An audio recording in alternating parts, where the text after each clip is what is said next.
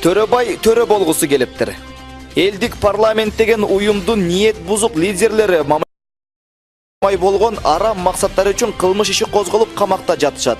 Аталган уюмдун лидери саналган Талгарбеков Атамбаевди кетирип, ал кетери менен өкмөттү таратып, биздин киши президентти дагы, өкмөттүн дагы милдетин аткарат дегенди камалардан мурун канча жолу айтып, маалымат каражаттарына жар салган. Көрсө Талгарбековдун эки тизгин бир чылбыр берип, президент менен өкмөт башчынын ыйгарым укуктарын колуна кармада турган кишиси өзү менен кошо камалган Төрөбай Колубаев экен. Анын элдик парламенттин лидерлигине шайланып, баарын кырып жоюп, көзүн чукуп, бутун сындырам деп ээлигип калганын жөнү ушул жакта жатыптыр. Көрөнгөсү жок, деңгээли плинтустан төмөндүгүнө карабай амбициясы ай чапчыган неме эми жазасын алсын.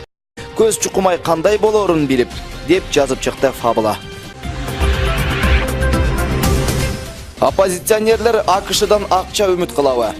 Азаттык радиосу жарандык активист Адил Турдукуловго таянып жазган маалыматка таянсак, учурда оппозициячыл саясатчылар Равшан Жээнбеков, Бекалы Наргозиев, журналисттер Замира Сыдыкова, Адилет Айтикеев, Диана Маслова, активисттер Айбек Турдалиев, Марат Баязов, Бактыгүл Кубанычбекова, Аманулло Иминов Вашингтонго барышты.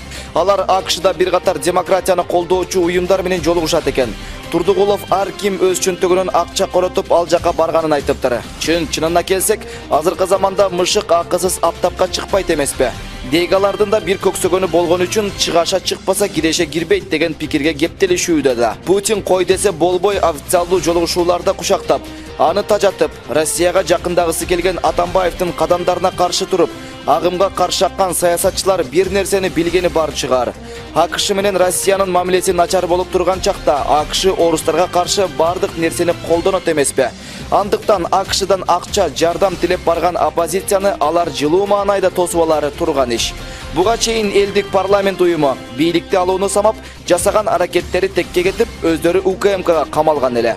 Эми буларда бир баленин үстүнөн чыгабыз деп өз тагдырларына балта чаап албаса болгону. Албетте, бийлик алмашат деңизчи, бирок толук бир жылдан кийин мыйзамдуу түрдө алмашат. Мындай басмачылардын сазайын берип коюуга учурда Атамбаевдин күчү да акылы да жетет. Андыктан бийликти алуу үчүн сөзсүз түрдө тетири аракеттерди жасоонун кереги жок. Мыйзамдуу түрдө аттанып, эл колдосо бийликке баруу керек. Колдобосо кызчу жерди кысып, өз тирилиги менен алектенгени жакшы, деп жазып чыкты Факт Кейжи сайты. КТРК Бабановго таарындыбы? Өткөн жуманын соңунда КТРКнын дебаттар программасы түз эфирден көрсөтүлдү. Аталган программага Атамекен фракциясынын лидери Өмүрбек Текебаев, Өнүгүү Прогресс фракциясынын лидери Бакыт Төрөбаев, Кыргызстан фракциясынын лидери Канатбек Исаев, КСДП фракциясынын лидери Иса Өмүркулов, Бирбол партиясынын лидери Алтынбек Сулайманов жана Аалам партиясынын лидери Малиев катышты. Аталган программага республикалык Ата журт фракциясынын лидери Өмүрбек Бабанов келген жок. Эске салсак, Бабанов дебаттар программасы башталгандан бери бир эле жолу келип катышкан. Ошол бойдон Өмүрбек мырзадан дайын жок. Биз мындан аркы дебаттарга орун дагы бөлбөйлү, убакыт деле бөлүп убара тартпайлы деген чечимге келдик. Бекер орун ээлебесин деп ордун четире коюп койдук деп программанын алып баруучусу Алмаз Касымалиев аталган фракцияга таарынгандай пикир катырды, деп жазды Факт Кейжи сайты. Мискенбаев жакында мандатын тапшырабы? Жаңагым гезити мандатын тапшыруучулардын аягы көрүнбөйт деген макала жарыялады. Аталган макалада жылан чагып, жылкы теппей депутаттык мандаттын кокус тапшырган депутаттар көбөйгөндүгү жөнүндө жазылат. Аталган макалада Бирбол фракциясынан Чолпон Жакупова да мандатын тапшырат деген кабар угулуп жатыптыр. Мандат тапшыруучулардын арасында КСДП фракциясынан да кыя өтпөй жатыптыр. Тар чөйрөдө айтылгандарга караганда Рыскелди Момбеков менен Мээрбек Мискенбаевтер жакын арада мандатын тапшырат экен. Алар кызматка барабы же башка максат барбы? Бул жагы белгисиз экен. Факт Кейжи сайты.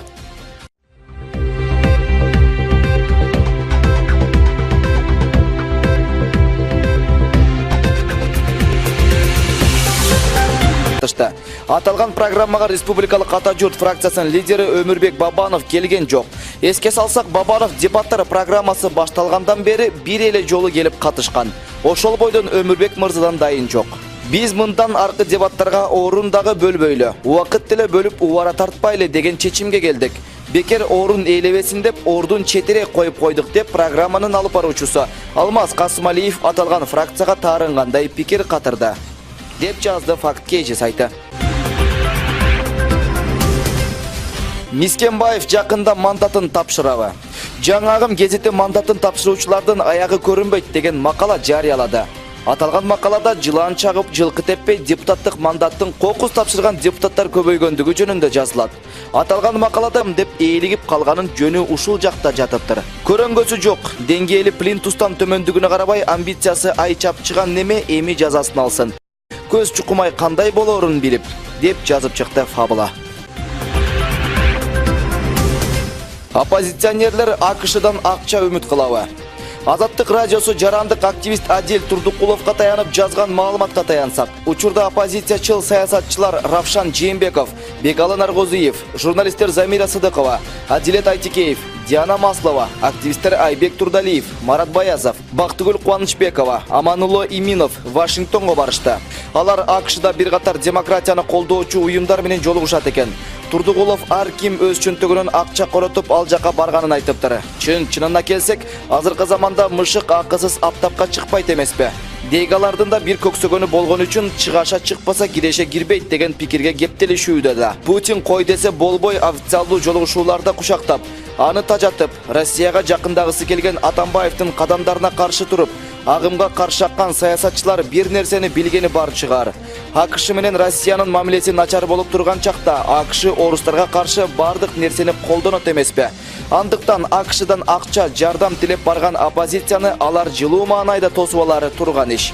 Буга чейин элдик парламент уюму бийликти алууну самап, жасаган аракеттери текке кетип, өздөрү УКМКга камалган эле. Эми буларда бир баленин үстүнөн чыгабыз деп өз тагдырларына балта чаап албаса болгону. Албетте, бийлик алмашат деңизчи, бирок толук бир жылдан кийин мыйзамдуу түрдө алмашат. Мындай басмачылардын сазайын берип коюуга учурда Атамбаевдин күчү да акылы да жетет. Андыктан бийликти алуу үчүн сөзсүз түрдө тетири аракеттерди жасоонун кереги жок.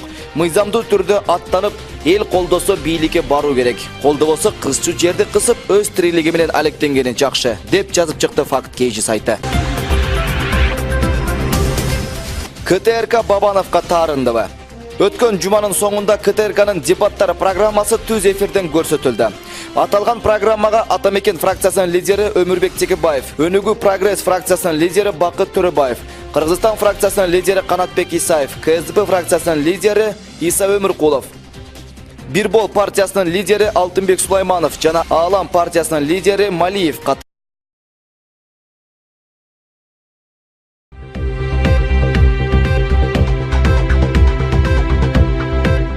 Төрөбай төрө болгусу келиптир. Элдик парламент деген уюмдун ниет бузук лидерлери мамай болгон арам максаттары үчүн кылмыш иши козголуп камакта жатышат. Аталган уюмдун лидери саналган Талгарбеков Атамбаевди кетирип, ал кетери менен өкмөттү таратып, биздин киши президентти дагы, өкмөттүн дагы милдетин аткарат дегенди камалардан мурун канча жолу айтып, маалымат каражаттарына жар салган. Көрсө Талгарбековдун эки тизгин бир чылбыр берип, президент менен өкмөт башчынын ыйгарым укуктарын колуна кармада турган кишиси өзү менен кошо камалган Төрөбай Колубаев экен. Анын элдик парламенттин лидерлигине шайланып, баарын кырып жоюп, көзүн чукуп, бутун сындырып